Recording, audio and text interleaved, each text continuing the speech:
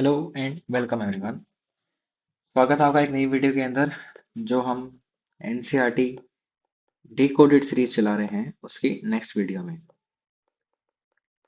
तो जैसा कि आप देख सकते हैं कि आज का जो हमारा चैप्टर है वो होने वाला है government budget and the economy. Government budget जो है वो आपका सीबीएसई पर्पस के लिए एक इम्पॉर्टेंट चैप्टर है क्योंकि वो 8 to 10 मार्क्स कैरी करता है एंड डायरेक्टली क्वेश्चंस इससे हर साल आपके आने ही आने हैं। And for the civil service aspirants उनके लिए भी ये एक मेजर टॉपिक है क्योंकि गवर्नमेंट बजट से आपके बहुत सारे क्वेश्चन बनते हैं। गवर्नमेंट बजट के ऑब्जेक्टिव्स, इनके क्लासिफिकेशंस, रिसिप्ट्स के क्लासिफिकेशन, एक्सपेंडिचर के क्लासिफिकेशन और भी ऐसे बहुत सारी चीजें हैं जो आपसे पूछी जाती हैं। तो हम एक एक करके इन सबको पढ़ेंगे और देखेंगे कि कैसे कैसे ये सारी चीजें डिफाइंड होती हैं। तो स्टार्ट करते हैं हम पहले हमारे इंट्रोडक्शन से कि गवर्नमेंट बजट होता क्या है। देखिए, जब हम गवर्नमेंट बजट देखते हैं तो हम क्या समझते हैं इससे। गवर्नमेंट बजट वर्ड से हमें समझ आता है कि गवर्नमेंट है और उसका कुछ बजट है। बजट हम किस चीज को कहते हैं? बजट होता है कि हम हमारे जो रिसिप्ट्स होते हैं और जो हमारे एक्सपेंडिचर्स होते हैं उनको हम किस तरह से सेट करते हैं या फिर डिफाइन करते हैं। रिसिप्ट्स एंड एक्सपेंडिचर को कैसे हम नोट डाउन करेंगे, हम कैसे इसकी प्लानिंग करेंगे, उसको बोलते हैं government budget. An economy in which there is both the private sector and the government is known as mixed economy। हमें पता है कि मिक्स्ड इकोनॉमी का कॉन्सेप्ट क्या होता है कि जब प्राइवेट सेक्टर और आपके पब्लिक सेक्टर दोनों एक साथ मिलके वर्क करते हैं, दोनों को अलाउड होता है अपने अपने इंडिपेंडेंटली वर्क करना, वो होता है आपका मिक्स्ड इकोनॉमी। सबसे पहले जब हम गवर्नमेंट बजट के मीनिंग पढ़ते हैं, उसके कंपोनेंट पढ़ते हैं, तो ये कहाँ पे मेंशन्ड है ये आपके लिए जानना बहुत जरूरी है। Article 112 of the Indian constitution, ये जो आर्टिकल है इसके अंदर आपका जो बजट वर्ड है वो मेंशन नहीं है। आपको याद रखना है ये। अगर आपसे ऐसे पूछा जाता है कि article 112 defines the Indian budget, this is absolutely wrong. Article 112 define करता है एनुअल फाइनेंशियल स्टेटमेंट। इसको हम एनुअल फाइनेंशियल स्टेटमेंट कहते हैं, ना कि बजट। आपके कॉन्स्टिट्यूशन के अंदर बजट वर्ड कहीं भी मेंशन नहीं है, ये आपको याद होना चाहिए। फिर नेक्स्ट आता है आपका गवर्नमेंट आपकी कौन सी डेट को बजट इंट्रोड्यूस करती है। ये कॉन्स्टिट्यूशन में मेंशन नहीं है कि कौन से डेट को इंट्रोड्यूस होगा। आपकी जो क्लासेस होती हैं वो अलग अलग डिफाइंड होती हैं इसकी, कि आपको पता होना चाहिए पहले आपका बजट जो है मार्च के अंदर इंट्रोड्यूस होता था, but after the Modi government it is introduce in the February 1st, on the Feb first को आपका ये इंट्रोड्यूस होता है। अब इसके अंदर जब हम देखते हैं तो आपका जो बजट साइकिल होता है, फाइनेंशियल ईयर होता है, वो आपका रन करता है 1 April to 31 March. That is 1 April to 31 March. ये है आपका फाइनेंशियल ईयर। मतलब अगर हम 2024 का फाइनेंशियल देखते हैं तो वो क्या होगा? 1 अप्रैल 2024, 25 का हमें देखना है तो 25 टू 31 मार्च ऑफ 2026, ये आपका फाइनेंशियल ईयर ऑफ 2025 है। अब बजट के क्या कंपोनेंट्स होते हैं उसके अंदर जब देखते हैं तो बजट के दो मेजर कंपोनेंट्स होते हैं। हम इसको डिफाइन करते हैं as a revenue budget and the capital budget. मुझे एक चीज याद आई है, मैं आपको ये वीडियो स्टार्ट करने से पहले बताने वाला था कि देखिए, जब आपका ये पूरा कंप्लीट हो जाएगा आपको गवर्नमेंट बजट की हैंड रिटन जो पीडीएफ है वो मिलेगी। इसके अंदर आपकी सारी मेजर चीजें डिफाइंड है कि आपको अलग से नोट्स ना बनाने पड़े। जो फॉर्मूलाज हैं, जो गवर्नमेंट बजट के ऑब्जेक्टिव्स होते हैं, क्या क्या कंपोनेंट्स हमारे रिसिप्ट्स में आएंगे, क्या एक्सपेंडिचर में आएंगे, वो सारा उनके अंदर लिखा हुआ है, हैंड रिटन है वो। और थोड़ा थोड़ा वहां पे मार्जिन भी छोड़ा हुआ है ताकि अगर आपको अपना कुछ एडिशनल एड ऑन करना हो उसके अंदर तो आप वो भी कर सके। तो हम यहाँ से वापस कंटिन्यू करते हैं। There is a need therefore to have two accounts. हमारे दो अकाउंट होते हैं, कौन से? रेवेन्यू के और कैपिटल के। अब इसके अंदर रेवेन्यू के अंदर भी हमारे दो कंपोनेंट होते हैं। कैसे? जो रेवेन्यू है, अब रेवेन्यू हम क्या कर सकते हैं? रेवेन्यू में या तो हम रिसिप्ट्स अर्न कर सकते हैं या फिर हम एक्सपेंडिचर कर सकते हैं। And same goes with the capital budget. Capital में भी हमारे कुछ रिसीट्स होंगे और कैपिटल में भी कुछ हमारे एक्सपेंडिचर होंगे। तो उससे पहले, उनमें जाने से पहले हम देखते हैं गवर्नमेंट बजट के ऑब्जेक्टिव्स क्या होते हैं। तो सबसे पहला जो ऑब्जेक्टिव होता है वो होता है allocation fund function of the government budget. Government function उसको अलोकेट करती है फंड्स को। Government provide certain goods and services which can not be provided by the market mechanism. हमें अच्छी तरह से पता है कि जब मार्केट इकोनॉमी होती है, जो कि कैपिटलिस्ट इकोनॉमी होती है, वो सारे goods provide free of cost नहीं करेगी। मे भी थोड़े बहुत कर दे, but free of cost goods provide करना कैपिटलिस्ट इकोनॉमी का काम नहीं है। बहुत सारे ऐसे गुड्स होते हैं जो आपकी गवर्नमेंट को प्रोवाइड करने पड़ते हैं through the weaker section of the society. फिर वो कौन करेगा?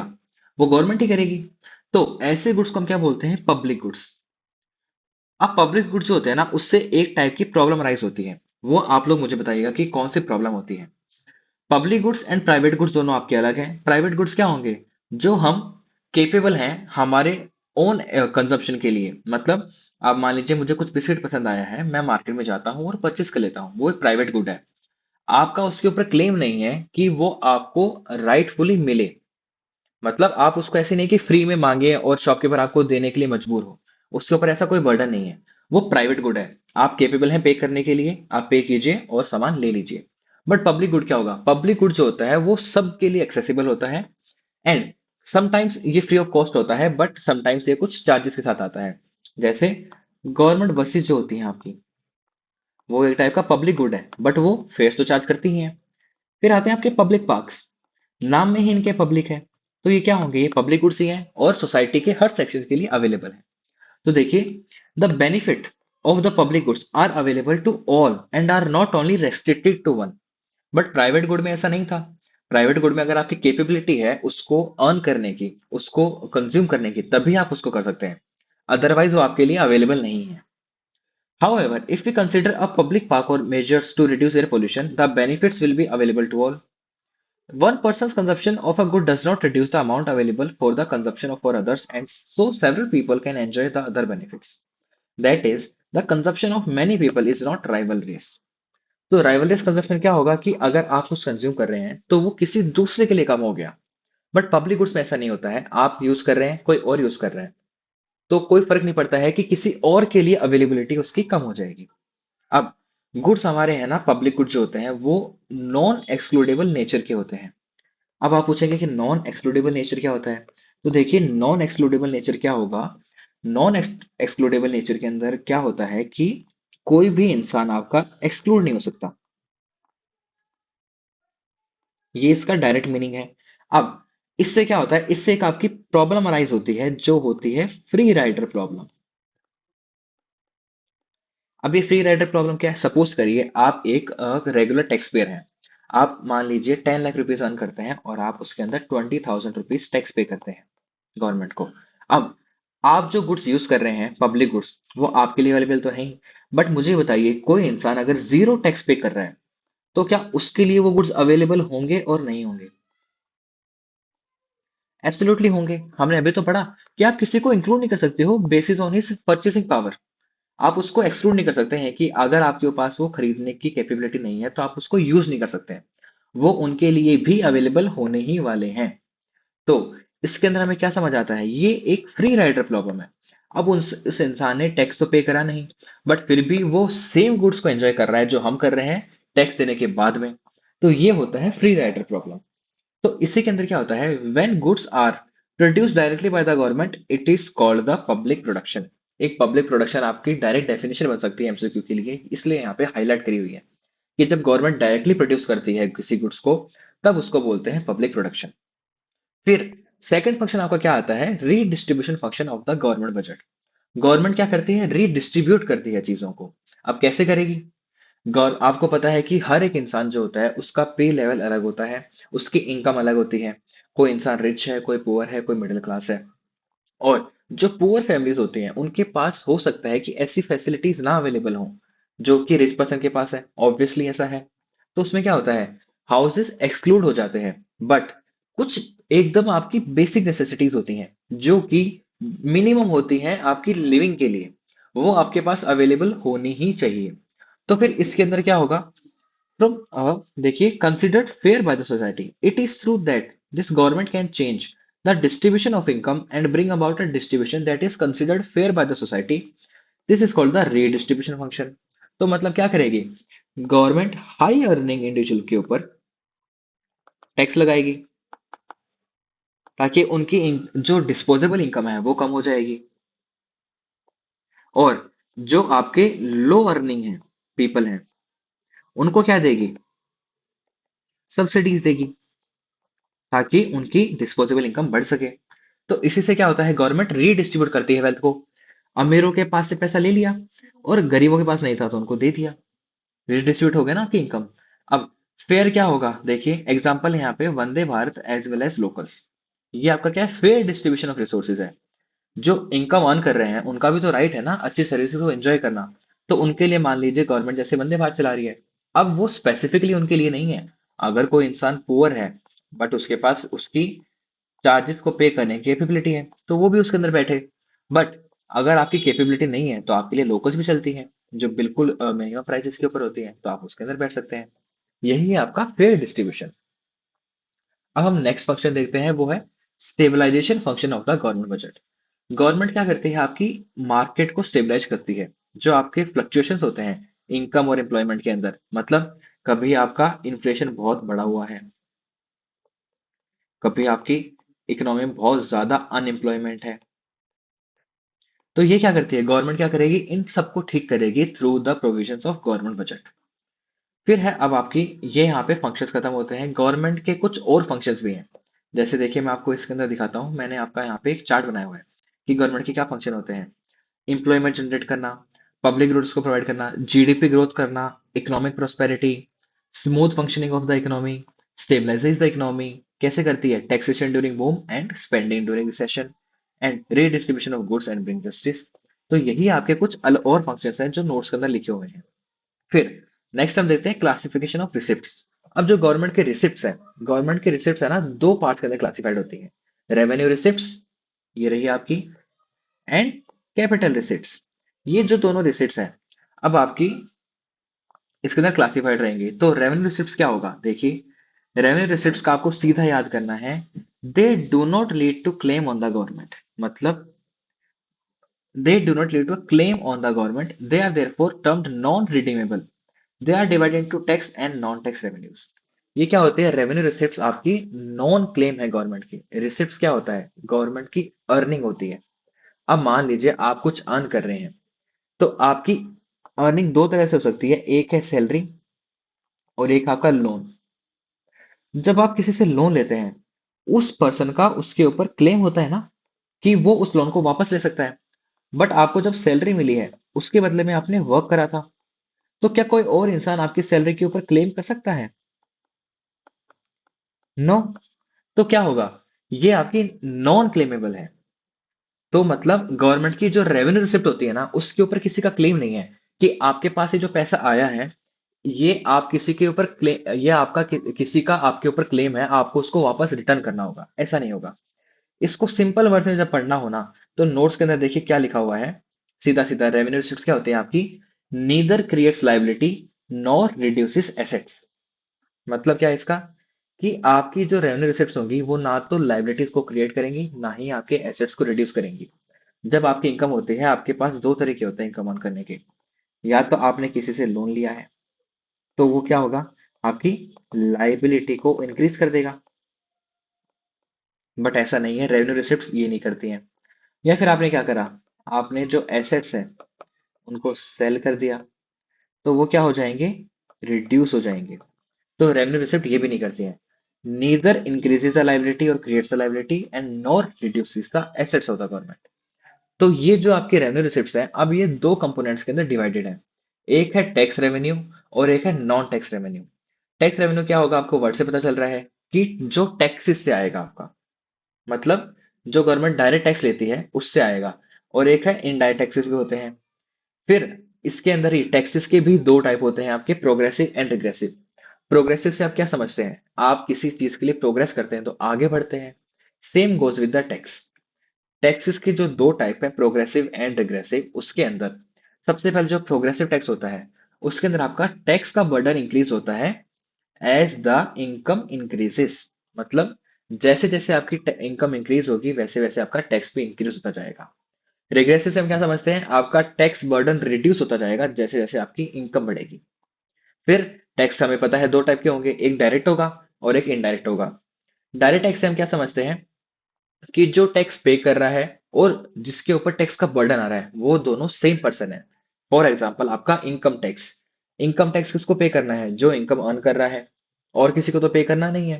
बट सपोज करिए जो जीएसटी है वो कौन पे करेगा? जीएसटी आपके पे करते हैं, मान लीजिए आपने कुछ क्लोथ खरीदा, आपने उनको क्या करा? फीस पेमेंट करी, जो चार्जेस थे क्लोथ के, मान लीजिए 1000 रुपीज। अब इसके अंदर क्या होगा? जो आपके 1000 रुपीज है ये, इसको पे कौन करेगा? 1000 रुपीज शॉपकीपर को आपने पे करे, इसके अंदर मान लीजिए 18% जीएसटी था। ये जो जीएसटी है वो शॉपकीपर गवर्नमेंट को पे करता है। तो ये क्या हुआ? ये इनडायरेक्ट टैक्स हो गया। कि बर्डन किसके ऊपर आया? पे तो आपने करा 1000 रुपीज, वो 1000 में से ये 18 पे हुआ है। तो बर्डन आपके ऊपर आया, बर्डन आपके ऊपर आया, एंड पे किसी और ने करा। ये होता है आपका इनडायरेक्ट टैक्स। फिर रिसिप्ट्स के अंदर हम आगे जाते हैं, तो आपके आते हैं कैपिटल रिसिप्ट्स। कैपिटल रिसिप्ट्स क्या होंगी? ये बिल्कुल आपका जैसे ये था, इसका अपोजिट हो जाएगा। कैपिटल रिसिप्ट्स मतलब कोई अर्निंग हो रही है, तो अब अर्निंग कैपिटल नेचर की है, मतलब या तो आपने कहीं से लोन लिया होगा या फिर आपने कुछ एसेट्स के अंदर छेड़छाड़ की होगी। तो आपने लोन लिया है अगर, तो आपकी क्या होगी? लाइबिलिटीज इंक्रीज हो जाएंगी। और या फिर आपके एसेट्स के आपने साथ छेड़छाड़ किया है तो आपके एसेट्स रिड्यूस हो जाएंगे। तो यही होता है आपका कैपिटल रिसीट्स। कैपिटल रिसीट्स क्या है? नीदर क्रिएट, सॉरी नीदर नहीं, यहाँ पे आएगा ईदर। ईदर क्रिएट्स लाइबिलिटी और रिड्यूसेस द एसेट्स। ये होती है आपकी कैपिटल रिसीट्स। अब इसका फर्स्ट कंपोनेंट देखिए क्या हो सकता है। यहाँ पे लिखा हुआ है loans bye the government. Government loan ले रही है तो क्या हो रही है? उनकी लाइबिलिटी क्रिएट हो रही है ना, उनको वापस पे करना है किसी को। नेक्स्ट है sale of the government assets. अगर गवर्नमेंट के एसेट सेल कर दिए तो एसेट रिड्यूस हो गए, तो ये भी हमने अभी पढ़ा है। ये आपका यहाँ पे चार्ट बना हुआ है, नोट्स के अंदर भी ऐसा का ऐसा बना के दिया हुआ है आपको। फिर है पीएसयू डिसइन्वेस्टमेंट। पीएसयू डिसइन्वेस्टमेंट यही है कि अगर आप 100% सेल कर दे रहे हैं और आप कुछ डिसइन्वेस्ट कर रहे हैं, मतलब आपकी मान लीजिए एसबीआई के अंदर 80% शेयर होल्डिंग है, उसको आपने 40-50% कर दिया, तो आपने थोड़ा डिसइन्वेस्ट कर दिया। यही है आपका। फिर आप देखते हैं हम next classification of expenditure. Same जैसे आपके रिसिप्ट्स थे वैसे ही आपके एक्सपेंडिचर हैं, जो दो पार्ट्स में डिवाइडेड है, रेवेन्यू के अंदर और कैपिटल के अंदर। तो रेवेन्यू एक्सपेंडिचर क्या होगा? सोच के देखिए, आप कुछ एक्सपेंडिचर कर रहे हैं बट वो इन रेवेन्यू नेचर का है। तो रेवेन्यू नेचर का हम क्या समझे थे? हमने उसके अंदर देखा था ना, तो उसने लाइबिलिटी क्रिएट की थी ना एसेट्स को रिड्यूस किया था। तो सेम इसमें होगा। आप कुछ एक्सपेंडिचर करते हैं, आप किस लिए करते हैं? या तो आप कोई चीज परचेज करेंगे, तो उससे क्या होता है? आपके एसेट्स इंक्रीज होते हैं ना। या फिर मान लीजिए आपने कहीं से लोन लिया हुआ था कोई, उसका आपने पैसा ईएमआई वापस चुकाई, तो उससे क्या होगा? आपके लोन्स हैं तो आपकी लाइबिलिटी है लोन्स, तो अगर आप उसको पे कर देते हो आपकी थोड़ी लाइबिलिटी रिड्यूस हो जाएगी ना। सेम। अब रेवेन्यू वाला पार्ट है, हमने देखा था उसने उसमें भी नहीं छेड़ा था कुछ, और इसमें भी नहीं कुछ भी ये छेड़छाड़ करेगा। मतलब revenue expenditure neither increases the assets nor reduces the liability. यही है आपका। अब आप इससे सब कुछ समझ जाएंगे। देखिए, सबसे पहला कंपोनेंट जिसमें बहुत सारे बच्चे कंफ्यूज होते हैं वो है इंटरेस्ट पेमेंट्स।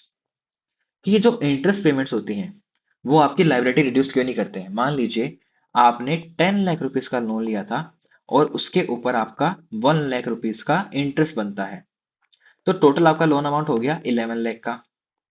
अब अगर इसमें से आपने मान लीजिए एक बार 50,000 पे करा, तो इफेक्टिवली आपका 10,50,000 का लोन है। तो आप सोचेंगे कि आपकी लाइबिलिटी रिड्यूस हुई या नहीं हुई?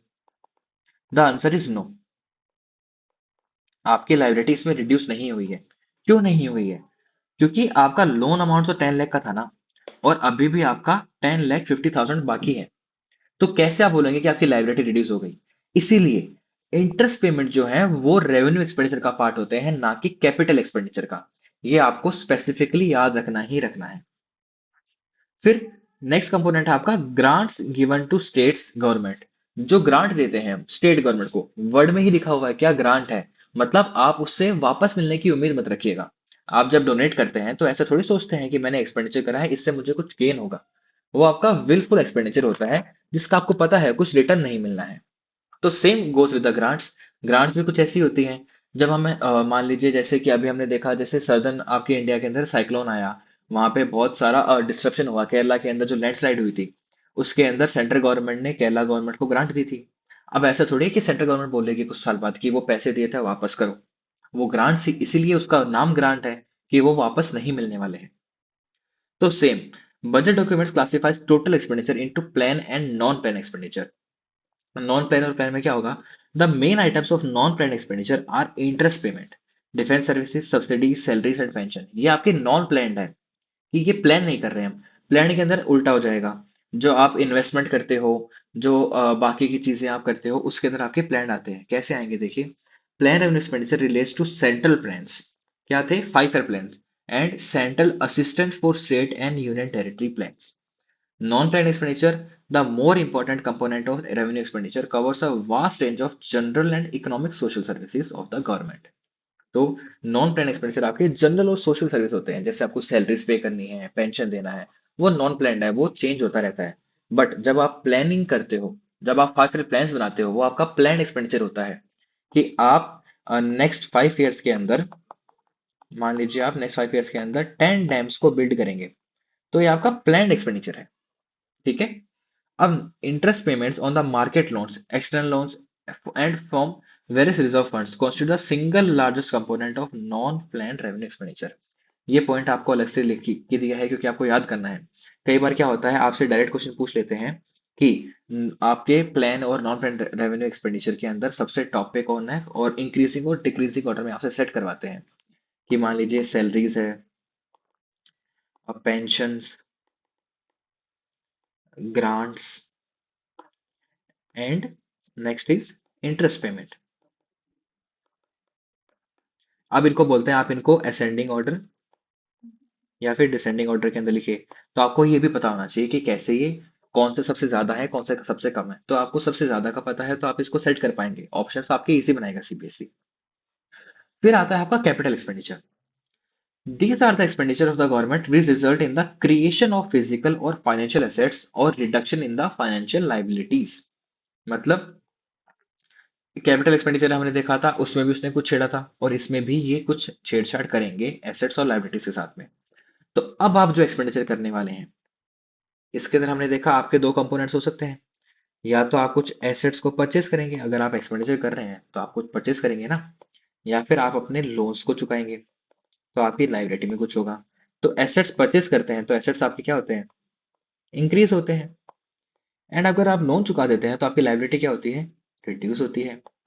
तो सेम, कैपिटल एक्सपेंडिचर क्या करेगी? या तो आपके एसेट्स को इंक्रीज करेगी, इधर इंक्रीज द एसेट और रिड्यूसेस द लाइबिलिटी। यही हमें जानना था, इतना ही जानना है। अब इसके अंदर बस आपको इसके कंपोनेंट्स पढ़ने हैं।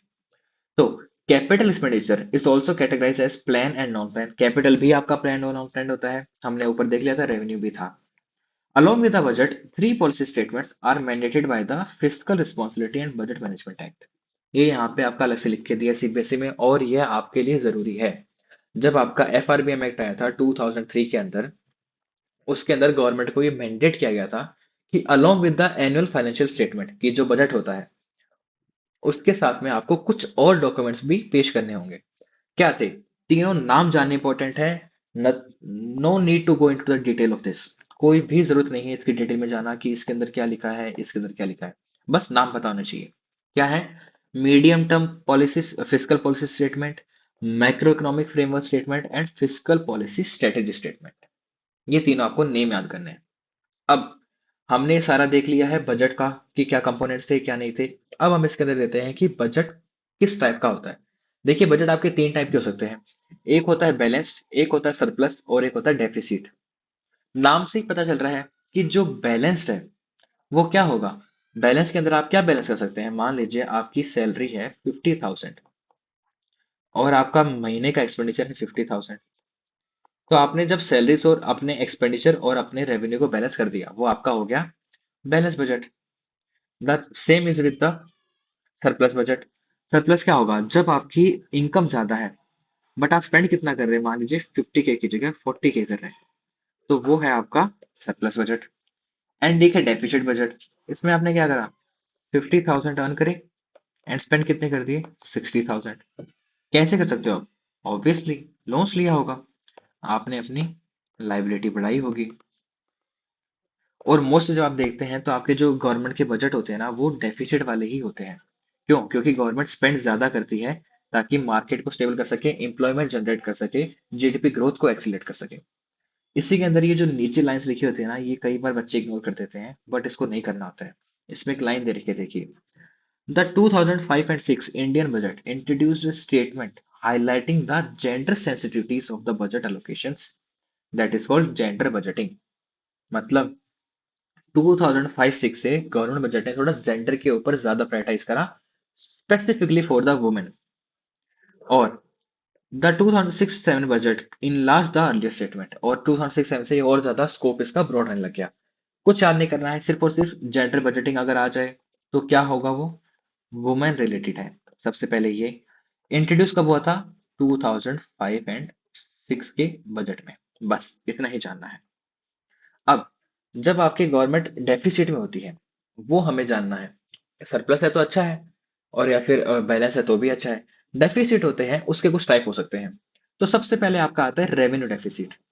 अब देखिए वर्ड में ही रेवेन्यू लिखा है। डेफिसिट हमें पता है कब होगा, जब आपके एक्सपेंडिचर ग्रेट होते हैं आपकी किस चीज से? रिसिप्ट से। ये हमें पता है। तो जब आपके एक्सपेंडिचर ग्रेट है और रिसिप्ट से ज्यादा है, बट वो स्पेसिफिकली डिनोटेड है रेवेन्यू पार्ट को, तो क्या होगा?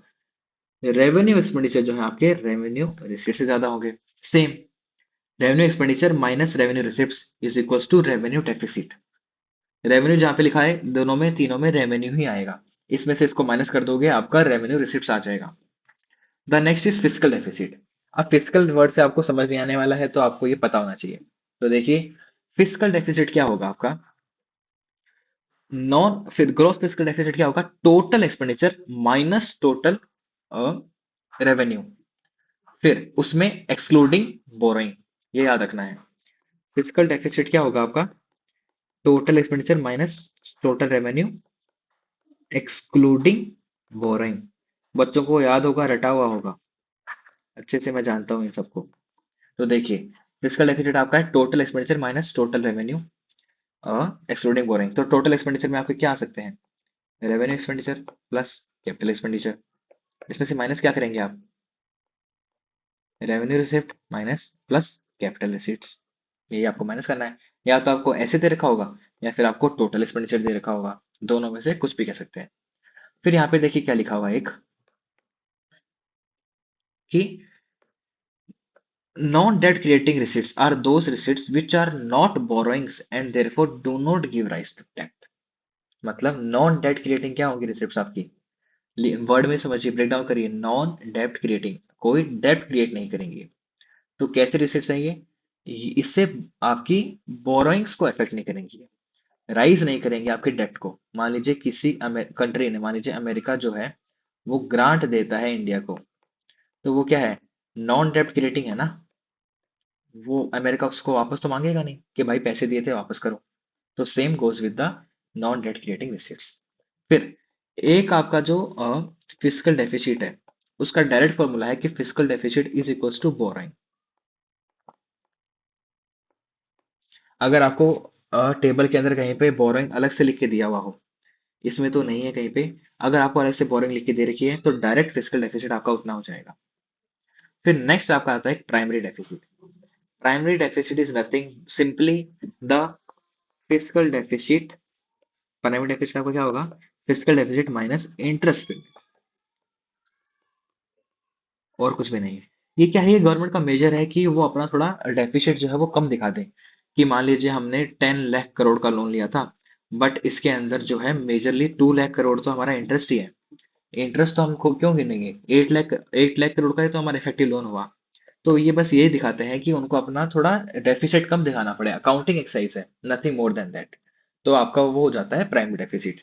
अब देखिए इसके आगे जो है आपके वो दूसरे चैप्टर जो आपके एग्रीगेट डिमांड एग्रीगेट सप्लाई के चैप्टर्स हैं, उनके कंपोनेंट स्टार्ट होते हैं। तो ये हमारे किसी काम के नहीं है, और कॉम्पिटिटिव एग्जाम के लिए भी ये बिल्कुल काम के नहीं है।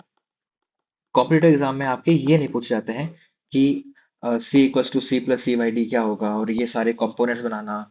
एमपीसी और वो सारा हमारे लिए इंपॉर्टेंट है, बट वो हम दूसरे चैप्टर के साथ करेंगे, जब हम किसी दूसरे बुक से पढ़ेंगे। इसके अंदर गवर्नमेंट बजट के बीच में सब कुछ पढ़ना, I don't think it's a good idea.